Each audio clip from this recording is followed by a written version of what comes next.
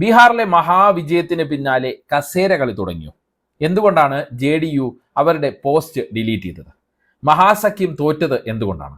SIRഉം vote ചോരിയും മാത്രമാണോ കോൺഗ്രസ് സഖ്യത്തിന്റെ തോൽവിക്കുള്ള കാരണങ്ങൾ? നിങ്ങൾ കാണുന്നത് ബീഹാറിലെ JDU എക്സിൽ പോസ്റ്റ് ചെയ്ത ഒരു ട്വീറ്റാണ്. നിതീഷ് കുമാർ ബീഹാറിലെ മുഖ്യമന്ത്രി ആയിരിക്കും എന്നാണ് ഈ ട്വീറ്റിൽ പറയുന്നത്.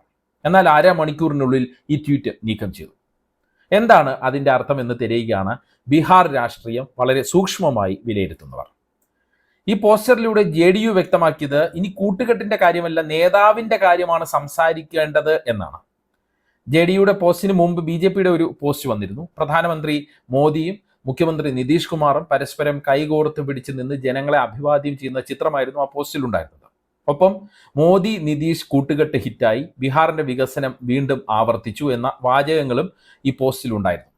ഇതിന് മറുപടിയായി JDUവിൻ്റെ പോസ്റ്റ് വന്നത് എന്നുള്ള സംശയമാണ് ഉയർന്നത്. അതായത് ബീഹാർ ജയത്തിന്റെ ക്രെഡിറ്റ് മോദിക്ക് പോകുന്നതിൽ JDU അസ്വസ്ഥരാണോ എന്ന സംശയമാണ് രാഷ്ട്രീയ കേന്ദ്രങ്ങളിൽ ഉയരുന്നത്. എന്നാൽ പിന്നീട് പുതിയ പോസ്റ്റുമായി JDU രംഗത്തെത്തി. അതായത് ആദ്യം ഒരു പോസ്റ്റ് ഇട്ടു, അതിനെ ഡിലീറ്റ് ചെയ്തു, അതിനുശേഷം പുതിയൊരു പോസ്റ്റുമായി രംഗത്തെത്തി.